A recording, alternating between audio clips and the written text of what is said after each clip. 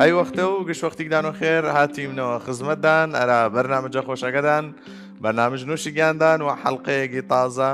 و خواردن تازە کە ئەمڕوو مەجموعی خواردنی بەسیط ئەرادان تەقدیم من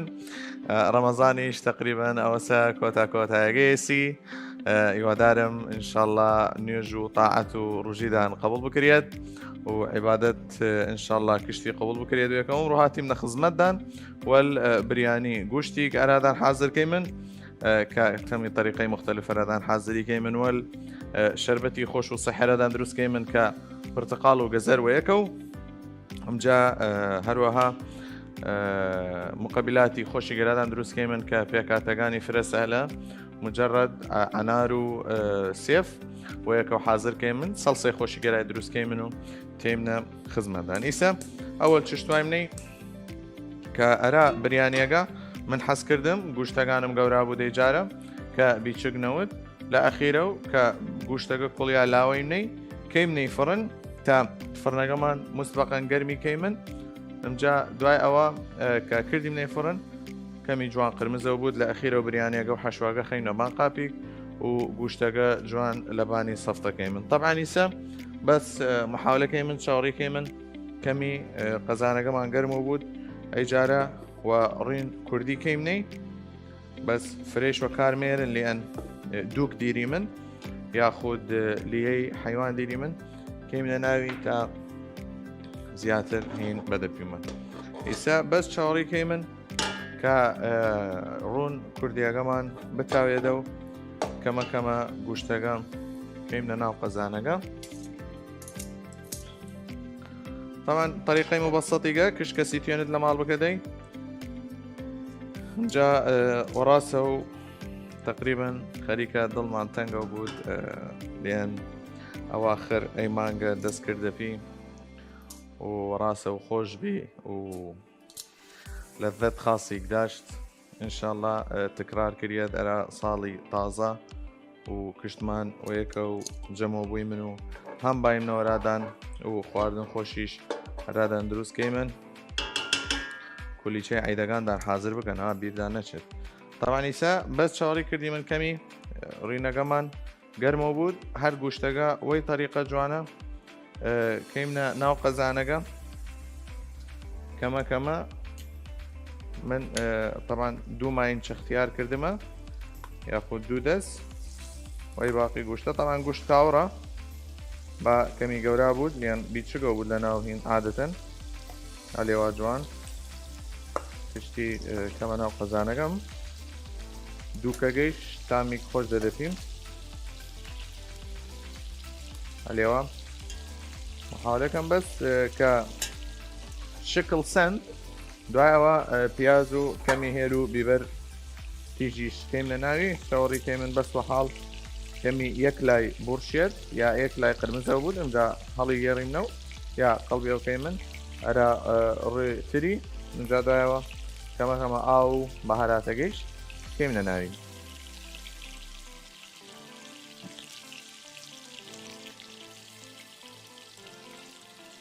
ئیسا جوان حازری کەی من دەست کەیمنە قەڵبکردن گوشتەکە بەس با لە چایک بووە عەجەلە نەکەن لە لیقەت تا لەچعگە بچینە دوای ئەوە کە لەچعگە سند هێل و پیاز و بیبەر کەیم لە ناوی اینجا لەدایە بیبەرەکە هەڵگری من ئاوەکە کردیم لە ناوی کوڵیا حازر بی خەڵاسم جا گوشتەکە لاوەی من و برنجەکە کەیم لە ناوی هەروە ئاو گوشتەکە برنجەکە حازرکەی من هیوەشدی حەزکەن کەمی لە ئاوەکەی دەربکەن تا وەک سوبیگە وەریەوە خۆنەی تەمان چاوەڕێکە مەحاڵ کەمی ڕەنگ گوشتەکەم بگۆڕێت تا باقی مکونات بکەمە ناوی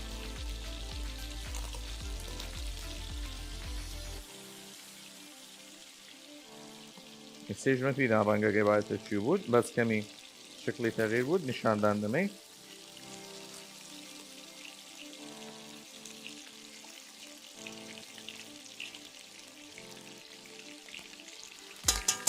فرە طریقەی سهل و مبسطة تقریبا وەک هین لێواس وەک تشری بگوشت لێواس وەسیوە ئەیە بەهارات بریانی کردێ لە ناوی والمجموعەی بەهارات و سەوزەوات و ئەی چشتێنە طبعاً بەس دەست کردمە کە کە بڕەسمە ئەی ڕەنگە دی قابل ئەوەسە کە بەهاراتەکە و ئاوەکەکەی منە ناوی بەس کەمی چاوەڕێکەی من زیاتر بوو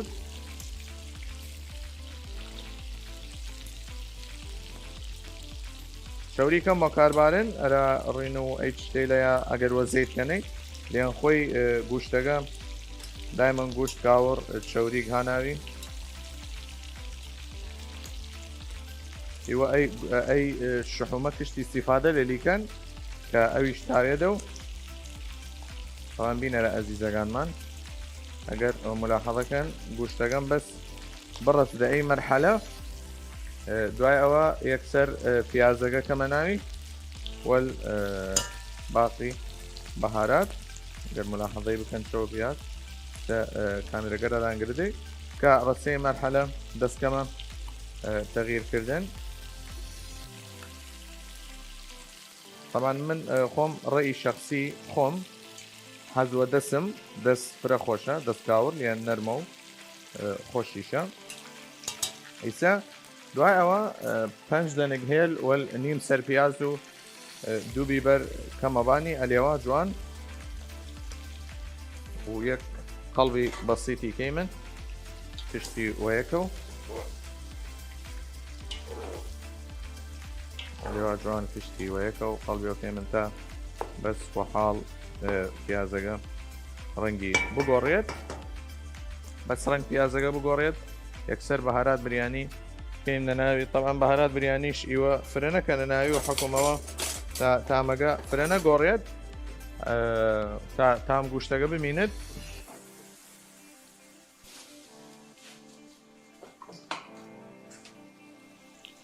ئیسا بەس وەحاڵ چاوەڕێکەم شکل پیازەکەم بگۆڕێت یەکسەر دی باقی مکەوینات کەمە ناوی تا چاوەڕێکی من تا ئایا حاضر بود ئیمە چی من کەمە مقبلات و باقی تەفاصیل حاضر کەی من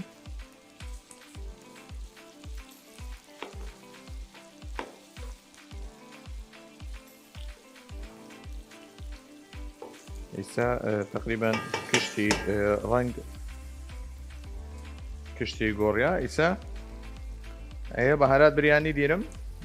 ئەی بەهارات بریانیە توێنن ئیسا بکەنێبانی و توێنن لە ئەخیرەوە بکەنێبانی بەس من حەزکەم ئیسا بخەمێبانی تا تام هینەگەیش بگرێت کەمی گوشتەکە تامۆلیە بگرێت ئەمجا پێم خوێ نیم کەوچک خوێ ئەمجا کەمی زەردەچەوەگە بافرەنەوت بەسەرا تام توامەی ئیسا فلفلەگە تەقی هیچ نییە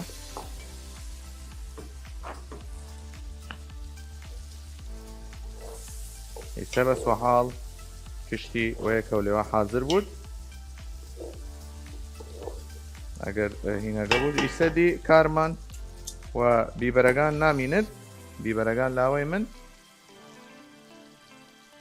دی نەکەی بیبەرەکە بردی من دی کاروانۆفی نامینێت دی ئەو وەختەی وەلاوەنەی ئیسا بەس کەمی وەحاڵ بەهاراتەکەم ڕەنگ بسینێت یا خۆتی بسینێت دی ئەی ئیسا ئاوەگە کەمەبانی و چاوەڕێکەم جوان بکڵێت طبعاً قبل ئەوە چاوەڕێکەم بکڵێت کەفی کارادان دروست کرد ئەی کە فەلاوەن تا بوون سرد نێت و خۆشترە بوت ئیسەیریم نەی جوان بۆ سراحەی خۆی بکڵێت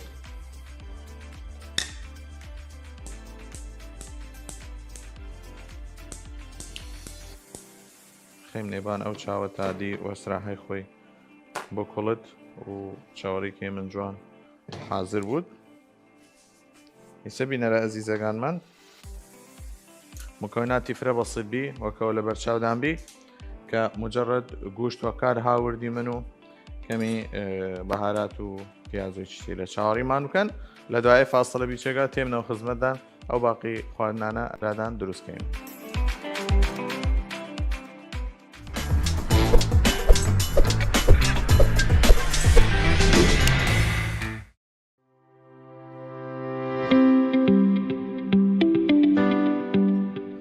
بینەرە ئازیزەکانمان هاتیمەوە خزمەتدان لە دوای فاصلە بیچگە ئیسا چاوەڕێکی من تا برنج و گوشتەکە ئەف و گوشتەکە حاضر بوود حەشواگە دروستکەی من حەشواگە فرە بەسیتە مجرد کەمی پەتاتە ئەرا سوورەکەی من ئێوەش توێنن حەشوا حازریەکە هەسیسە نیشاندان دەمەی بەسێ من ئەرا چشتی تر توامەی ئەی حەشوای حازریش دیرن ئێوەش ئێ بەکاربارن بەس ئیوە ئەیە لای منە و پەتاتەکە طبعا ئێ من وەکارتێرم بەستە بودەوە بە زالیەکە هەناوی من حەسکەم پەتاتەکەم ئەلێوە گەورا بوود تا شکلی جوانتر بوود لەبان سفرەکەم ئیسەتیم کەمە دی حەشواگەیش حازر کەم طبعا تا حەشواگەم حازر بوود ئێ ئەرادانانیشت وەکێ خۆت نییە دانش ئیسە چاوەڕێکی من تا گوشتەکەمان بکۆڵت و حەشواگەمیش حازر بوود یەک فکرەی سەری ئەدەمە پیدان لەوان مقابلات میوەگە مقابلات میوەگە هیچ نێتوات مجرد عنار و سێفۆیەکە و حازرکەن یاخۆت حەزکەن عنار وەجیا یا سێفۆزیە ئەمجا کەمی ماستوای من ئیضافە ئەرا ماسەگە ماینیستوای من وەل شەکەرە و ئاو عنارەکە ڕنگ سۆسەکە تەغیر کرد مەیلە و پەمەیی یا مەیلە وەردی ئەمجا دی کشتی تێکەڵکەن وەیەکە و حازر بوود ئیسا چاوەڕێکەم بەس حەشواگەم حازر بوود تا کەمە باقی موادەکە بکەین لەناوێت طبعا کە ڕسیمە ئەی مەرحەلە ئیسا توێنم یاخود گەزەرەکەی سەداگرم یاخود وەجیا بەس مندی مادام ڕسیمەوە مەرحەلە پەتاتەکە نیمەی کوڵیا ئیسا ئەیش وەلیەوەداگرم کە بەس ئەیانە هەردیگیان حازر بینوەیەکە و لاخێرە و بەزالیا و جەماعەت بەزالیاگەیش کەمە ناوی تا جوان ئەلێوە حازر بوود ئیلمەی وەسراحەی خۆی حازر بوود ئەمجا لە ئەخیرە و باەم و گوێز و شاریەیش ئەرای حازرکەی من وەتاوەی و کەم نێبانی شکلی جوانە و خۆشتریشە ئیسا بەس وەحاڵ چاوەڕێکی من ئەیە حازر بوود تا لە ئەخیرە و باقی ئەو مکەویناتەکەیم لەناوی بریانێگە تەریقەکەی فرە بەسیت بیرە وەرچاودان کە مەجموعەی بەهارات سوورە و کردی منوەل پیاز و ڕووین کوردی و گوشتەکە ئەمجا ئاو کردیم نەبانی جا چاوەڕێکی من بکڵێت کە گوشتەکە کوڵیا گوشتەکە دەرکەی من مجرد خێمنی فڕن تاکەمی قرمزە بوود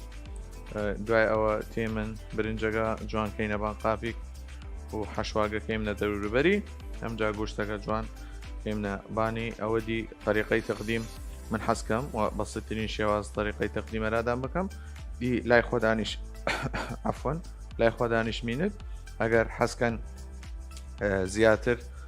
هین بکەنە ناوی ئەی حەشوا مەشواوی تەرتیباتە حەشوای حازریش هەست لە بازار توێنن ئەویش بسینن ئێستا حەشواگەم تقریبان فرەم نەمایە کامیرەگەرەدان بۆ دەی تقریبان ئێستا ڕسیمەوە مەرحەلە کە وەرە و حازر بوونە کە ئیمە چاوەڕێکی من حازر بوودم جا دوایەوە کشتی کەمنا ئینجا ئەیش فرە نیەتوات سووری بکەنەوە میان خۆی عادەتەن بیچگن وەخت نیەتوات تا سوور بودە و سەریع حازر بوود ئەگەر شتوان ئەی هۆسە نەکەن ئەیوە خۆدانزانن مەکەنەی بەس ئەوەوە کاربارن کیفایەتە گوشتەگەمیش طبعا ئەی جارە گوشتەکەم کەف دەرنەکرد یعنی ئیدەن گوشتەکەم ڕسیە مەرحەلەی لێن ئیمە شوردیم نەسەی فرە پاکە بوون دڕن لە ناوی نییە ئێوە توێنن وەرە غاریش بکەنە ناوی بەس من وەڕائیم مادام گوشت فرێشە وەرە غار نیەتوات ئیسا کە حەشواگەم ڕسیە ئەی مەرحەلە جوان کشتی لاوەم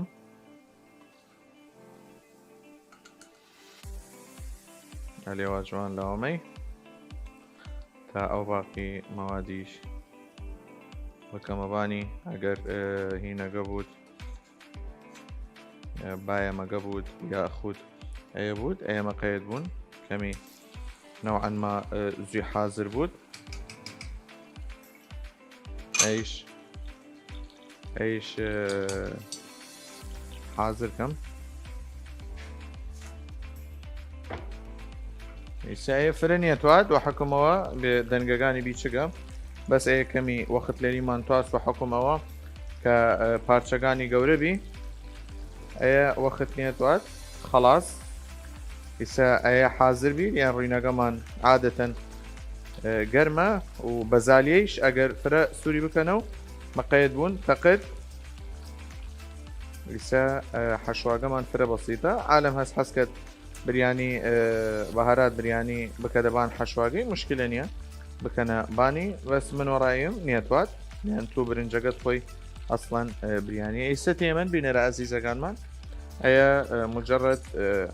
هینەگەس هەلێوا جوان سووریکەیمنە و توێنن ئەی هۆسە کشتی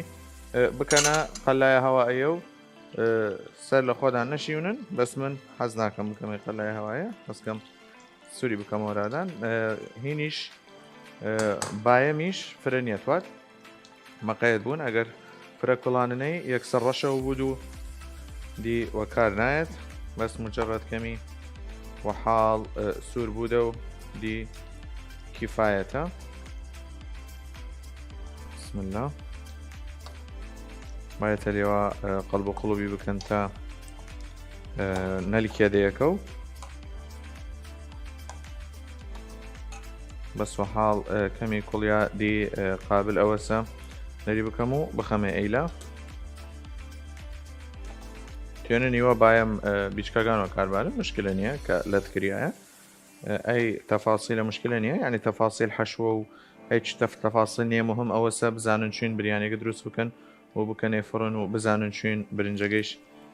حازر بکەن و ئاو و گوشتەکە تا تامی خۆشەوە بود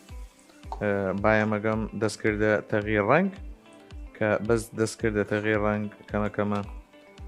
لاوەمەی زانم فرە عالەمە حەز ناکەت کشمش لە ناو بریانی بود فمنەرایش مەفیدان بە حەشواگەوە جیا بود تا کشمشەکە بخەنە یەک لا و دی دوای ئەوە کشتی بتوێنێت لەری بخۆت تەمان بایەمەگەم دەستکردە تەغییر ڕەنگ کە بەس وەحاڵ ڕەنگەکەی گۆڕیا کشتی هەڵگرم و تێکەڵ حەشواگەی کەم بزانن کەمە خەریکە ڕەنگ گۆڕت بەس ڕەنگەکەی گۆڕی دی کەمە دەستکەم پاڵ نمەی و خەمێ ئەولا بینەرە ئەزیزەکانمان ئەیە طریقەی مەبەسەتێک بێرە حەشواگەمان توێنن و حازری بسینن و توێنن لێوە جوان سووری بکەنە و وەجیاجیا ئەوە دی ئەسرەفترە ئەرادان يمكن أي كيسي لدنيجي 2000 فدي تا تكلفة فرنود أيا بالنسبة أرى بايا مجا كرسي مرحلة كفاية السلاوني خير خداس أي بس يسيل أي زياتر رشا وبود أي مش حزناك من رشا وبود كما كشتي لاوي من لأواجوان عليها جوان كشتي لاوي من بالا ناوي نميند يسيش تا بيجمع فيدان خوي بايمو كشمش نيتو هذا ناوي بود يسا بينا لأزيزاقان من چيمنا فاصليك و تيمنا وخزمت دان باقي حشواقا أرادان حازر كامل شعوري ما بون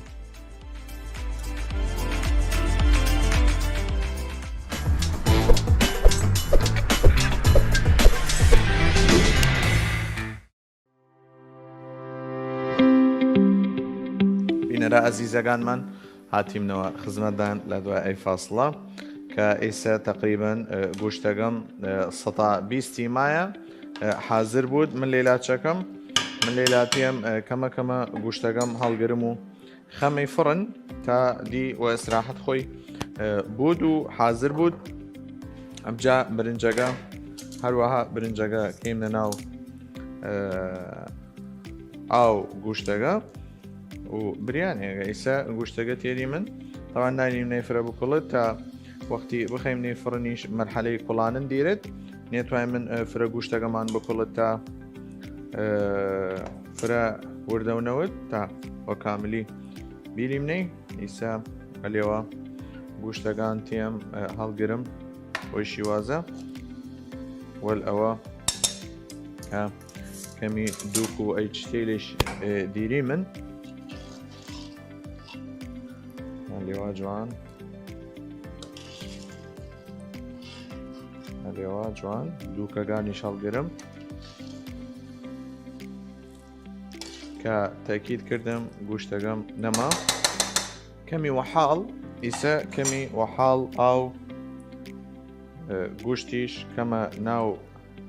سينيقم بسم الله كمي وحاليش أو قوشتيش كما ناوي تا وشك نود لناو فرنقم سايا هالقري من كيمنا فرنقا ويليمني وسراحي خوي بود وحاضر بود أما بالنسبة أرى أي أو بريانيغا ياخد أو قوشتغا برنج كيمنا ناوي هروي شوازا برنجا كيمنا ناوي أجر زانستي من كمي أو توست أويش كيمنا ناوي مشكلة مانية بس وراي من تقريبا أو نيتوات كمي وحال أو توات كمي وحال أو توات أوغا كيم نباني هسا دوای ئەوە کە ئاوەگە کردیم نەبانی خەیمنەی بان ئەو چاوە وەسراحی خۆی حاضر بود اینجا تێمنە و شرینی خۆشەگەرەدان دروستکەی من تێنن خۆدان ئەو گوشتە سلیفۆنی بکەن و کەنەی ناو هینەگە هەم بود مشكلة نییە ئێستا تێمن بنسبەتە شرینێگەمە شرینی فرە بەسیتیگە هەر قاپیک بیاشتان لە ماڵ تا ئەوەڵ جار سەڵسەگە ئەرای دروست بکەی من یاخۆت سۆسەگەرای دروست بکەی من هیچ نییە توای منێرا سۆسەگەی مجرد چشت بەسیت توای من کە ئەوەسە ماز و مایۆنیز و کەمی شەکەر توای منەرای ئەمجا ئەو مکۆیناتەکەیم لە ناوی تێکەڵێکی من بنسبەتەرە ماسەگەمان تقريبا أيلا 2 كوب قورا ماز ديرم 2 كوب قورا ماز ديرم كاري تيرم يفضل ماسقة كردينة ود تا مقابلاتها كمان نترشيت مجاد واي أوا شكر 2 كوتشك شكر ديرم أو 2 كوتشك شكر وال 2 كوب قورا ماز مجاليلا مايونيزيش 2 كوتشك ديرم اختیاری ماینیزەکە توێنن نەکەنەی نایە بەس وە ماس بخۆنێ ئەویش بود توێنن وە ماس و مایۆنیزیش نەکەنەی وە قشتە بکەنەی ئەویش بود ئەیسەتیم بینەرە ئەزیزەکان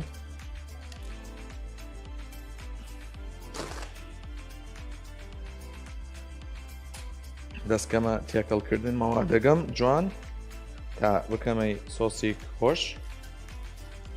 کە تێکەڵی کردم و خلاصی کردم بەس تاکید لەوە کەم کە شەکەرەکەم تاوێدە و ئەمجا کەم نەیبان میوەگە پێشوەقت حازری کردیمنە على اختصار وقت بس خويدي مجرد مكعبات سيو دروسكن والعنار بتكنن وخلاص شوريو هي مايونيزو ماسو شكرا كمان حاضر بي نمجاي ستيمن ايا خوكو خودان بدينني مجرد عنارو سيفا جيش وي طريقة تعطيك ريايا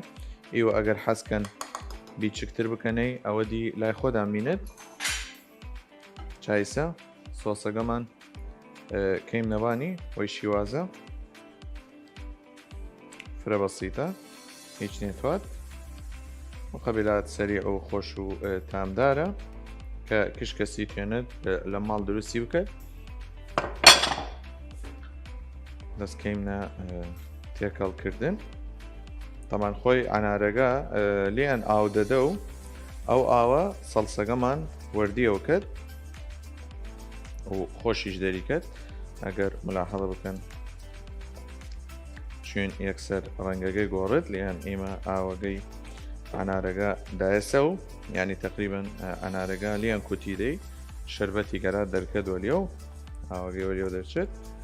ئەلێەوە ڕەنگێک فرە جوان دەدەپی ئەوان دوای ئەوە کە حازری کردی من ئیسا تێمنەوە خزمەدان تەقدیمی بەسیتی ئەرای کەی من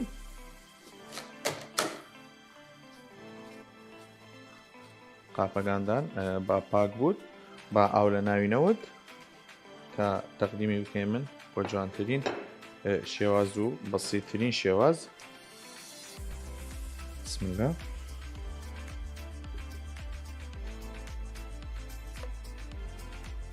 دی تەقدیمیش لە خۆدا مینێت شەرت نییە لە توێنن و قاب بیچوک بیچک حازری بکەن و بخەنەی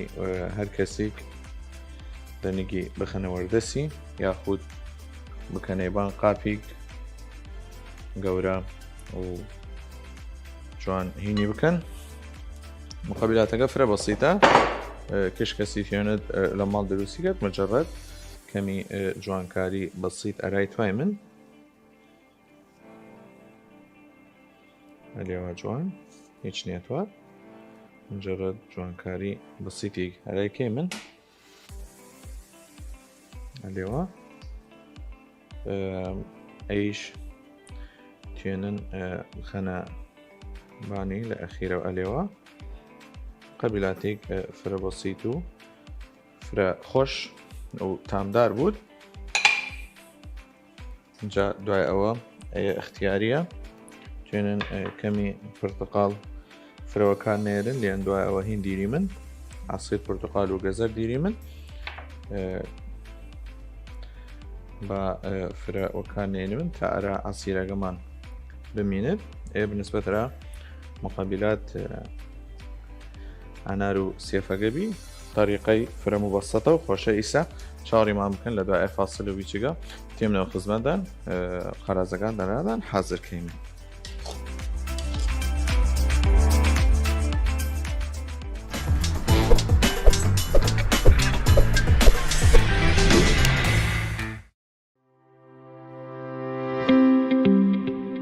بینەرە ئازیزەکەمان هاتیمنەوە خزمەتدان لە دوای فاسل بیچووگە تەبان چاوەڕێکی من تا برنجەکەمان حازر بوود وەل گوشتەکەیش لە ناو فڕنەکە حازر بوود. ئەمجا ئیسا هینی گەرەدا دروستکەی من شەربەتی فرە خۆش و سەحی کە مکەویناتیشی فرە بەسیتە توێنن ئێوە هەرچی دروستیکەن طبعاً یەک پرتقال ئەرە پرتقال و نیوی کامل توام کەمە ناو خەڵاتەکەم یا خۆدانەگەر حەسکەن بەس عسیرەکەی حازر بکەن. ئەمجا من گەزەر طبعاً گەزەر ناوت و خاوی بکەنەی ناوی باەتە بکڵنەی تقریبا 2 گەزەر ئەرە 1 گەزەر کامل توان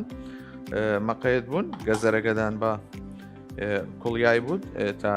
هەم تامی خۆشەوە بود و هەم في نفس الوقت هینی زیاترە. ئیسا هین توام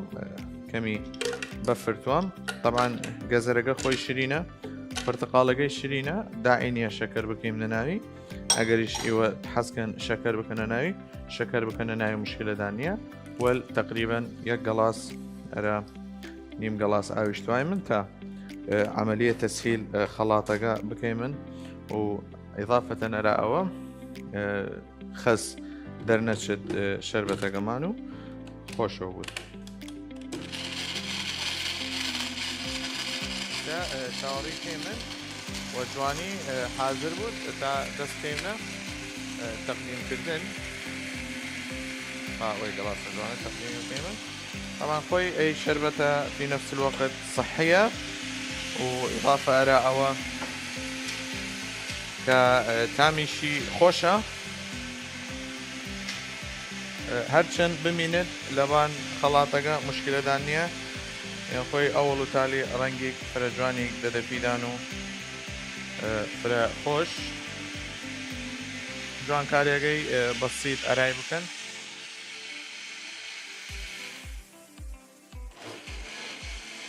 توێنن دروست کەمیاتێک بکەن و بخەنێ مجەمیدە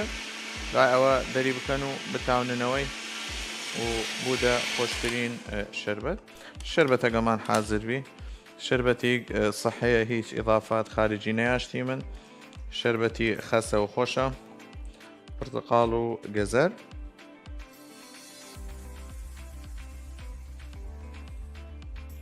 دی إضافات ثانوي أجر حسكن إيوه شەکەر بکەنە ناوی یاخود هەنگوین بکەنە ناوی ئەوە دی خۆدانزانن بەس من وەڕای شخصی خۆم نێتوات ئەی چ شتێ لە بکەنە ناوی جوانکاری بەسیتی ئەرای من حسب نوع شربەتەکە من ئێمە خۆمان گەزەر و پرتەقاڵە بەس جوانکاری گەزەر و پرتەقاڵە لای من و مكوناتي فرق بسيط بي كبرتقال بي والبفرو إضافة رائعة كمي جزريش كردي من ناوي والكمي بفرو كمي آويش دي شكر جيش لا يخود عمينت حس كان شكر بكنا ناوي 20 ترو بودو حس كان وبي شكر بكني مشكلة دان نية مقدما جاري عافية دان بود أما تيمنو نظرة قديمنا برنجەکەمانیش تقریبا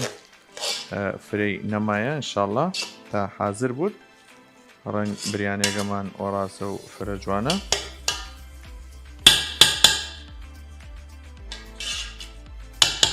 چاوەڕێکەی من حاضر بود بەسکەی لە دوای ئەی فاصل بیچگەم جاری چاوەڕیمان بکەن تا باینەوە خزمەتدا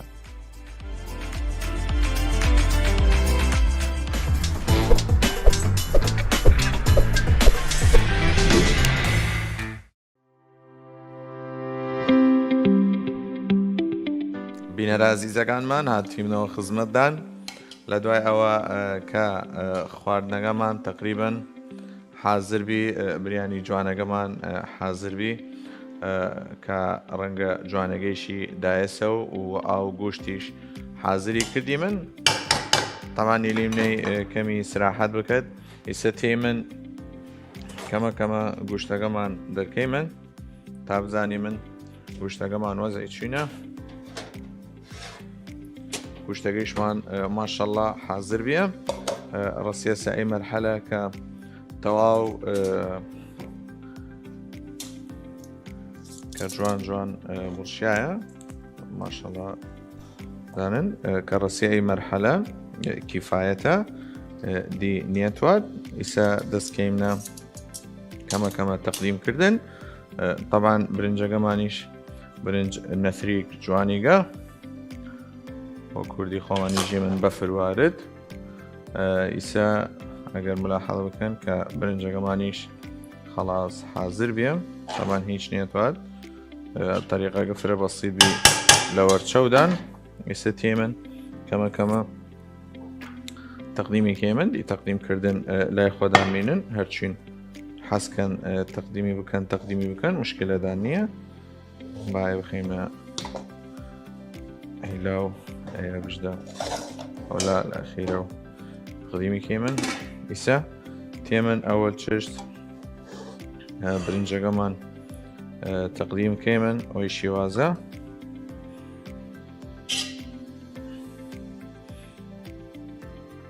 برنج اشتيانن وبرنج خربكني يعني برنج خوماني برنج كردي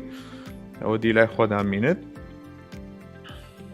توێنن و هەردوو شێواز بکەنەی بریانی و هەردوو شێواز خۆشە تەئثیری نییە بسم الله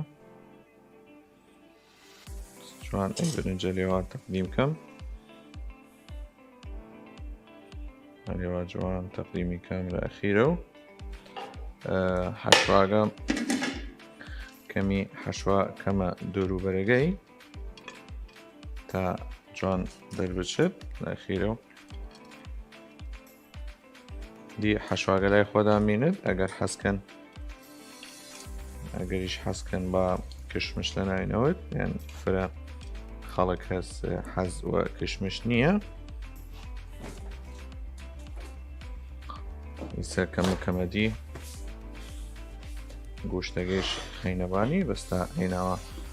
ئاگەکەی من کەمی حەشوێشی لێ من ئەرابانەکەی ئەلوانی ئەگەر ملاحەزەکەن ئەلوانی فرە جوانە ئێستا ئەگە چ لە ئەولا کارمانە پێنەما کێ من گوشتەکە جوان تەقدیم کەی من یەک ماینچە دوو ماینچە ئەیش پارچەگانە ئەلێوا جوان کشتی سەفکەی من ئەو خەینەباندی لای خۆدامێنن ئێوە چین حەزکەن بخۆنەی ئەرا خۆدان بخۆنەی مشکلەدان نییە. بینەرە ئەزیزەکانمان دی لای خۆدامێنێت طریقەی تەقدیم و ئەی تەفاسیلە ئەیش کارمان و پینەما سەتێ من لاخیرە و کەمی حەشوە کەینەبان گوشتەکەمان ئەلێواوە حاڵ راجوانی بنسبەتەرە طبق بريانيەکەمان بێ بريانی گوشت وهي طريقة بسيطة أرادان حاضري كردي من طريقة يكفر مبسطة طريقة يكفر خوشة هو دارم إن شاء الله ودل دامبود وكهو بزانن مكونات يفر بسيط بي بسيط يجي شبي أو بيكا أول جار گوشتەکە قرچانی من و ئەمجا پیازەکە کردیم نەبانی دوای ئەوە بیبەر تیژیش کردیم نەبانی تا گوشتەکە کوڵیا ئەمجا لە دوای ئەوە گوشتەکە کە کوڵیا هەڵی گردی من گوشتەکە کردیم لە ناو فڕن و برنج کردیم لە ناو ئاو گوشتەکە تا برنجەکەمان وەی طریقە نەفریە حازر بی ئەمجا لە دوای ئەوە کە حەشواگە پێشوەختە ئەرای گردبیمنە و کردوینێبانی ئەمما بنسبەتەرا مقبلات عنار و سێفەکە لەوەر چاودانبی ماینیز و ماس و کەمی شەکەر وەکار هاوردی من عالم حەز کرد عسیر پورتقال بکەدە ناوی مشکلە نیە بکەنە ناوی هیچ اختلاف نییە کرد ئەمما بنسبەتەرا عسیرەکەمان عسیری فرە بەسیطێک بی مجرد گەزەر و پورتقال و کەمی سهل ياخد بفر مجاكمي عايش كلمة نباني را تسهيل عملية خلاطة تيونن خدا شكر بكنناي تيونن عسل بكنناي مشكلة دانية بس من رأيكم أو أنا بس وبون رمضان وبي شكر بكوني مشكلة دانية أيا خوارنقان أمرو بي يوادار مضل دامبود أما تيم نبان سلسلة حفظ النعمة ياخد أو زنجيرة كخواردن بباريزي من أجر زانن أيا كشتي نيتوانن بخون لليمين دو فريمين هوادارم هر ويش يوازا مكاني كيسين مجمدة يا بكاني قالب هسين تجميد بكاني قالب أغانا بكاني مجمدة ودا ايس كريمي كوش كخلاص بكاني ناو نوتيلاو بخوني تأكيدم ودلدان إن شاء الله. أما بالنسبة إلى أي تفاصيل أجر زانن كشتي وفيدا نخوريا تحمل كد دوم روج گوشتەکەی لەت بکەن لە سوقانە گەدەری بکەن و بکەنەی لەفا و بخۆنەی تا هیچمان محاولە بکەین من وای ڕەمەضانە هیچمان خەسار نەوت لێلا هیوادارم مەراگشت برا خۆشەکانمان کە خەریکە ئەی ڕەمەضان خۆشە تەواو بوود هیوادارم ئینشاءالله توێنستن ئەی ڕەمەضانەوە عیبادەت و تاعەت خەڵاسی بکەن و میوانداری خۆدان کردن وەڵقەومەکاندان یاخود خۆدان داوەت قەومەکاندان بکەن خەریکە کەمەکەمە ڕەمەضان کۆتاییەکەی تێت بوون خواحافیزی ڕەمەضان کەی من و وەڕاستە و ناخۆشە بەسدی ئێسا دەورەی حیات مسلم ئەلێواس هیوادارم ئینشاءالله و ڕەمەضانی تر بدینیم نەدان و باینەوە خزمەتدان و هەروەها بە بەردەوامی وەلدانە ببینی من بالنسبەتەرە خواردنەکانم ڕوودووباری کەم لە باندان کە قوزی عەفوو بریانی داشتی منوە گوشتەکە توێنن تەفلیسی بکەن یاخود بکەنی ناو برنجەکەدان وەل ئەو مقبلات بەسیتە کە پێکاتەکانی فرە سەهل لەوەر چاودانوە لەو عەسیرە هێوە توێنن کەمیەکان زیاد بکەن حەسەب ما مەتەلەن من ئەگەر وتمەپیدان 4 یاخود 2 کوب ماس وەگەر کەمێگە زیادەوکردن بکەنەی 4 کەوچک ماس ئەگەر کەمێگە مضاعفکردن دی لای خۆدا مینت مەتەلەن عنارێگە مضاعف بکەن یاخود ماینیزەکە مضاعف بکەن یاخود ئەسڵەن ئەگەر حەزکەن با ماینیز لە ناوینەوەت مشکلەدان نییە عالەمەت حەز نەلی ناکرد ئەما بالنسبەتەرە ئەیش دی لای خۆدا مینت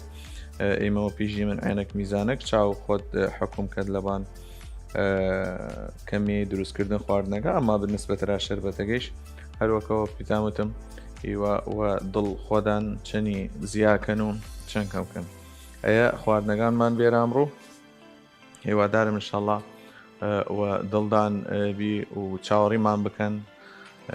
لەی منەسە و ئینشاءالله باینە و ئەرا خزمەتدان و حەڵقەی تازە و خواردن خۆش و هەروەها وەک کش ڕۆژێک جاری لای منەوە خواحافیز و چاودەم ماچکەم.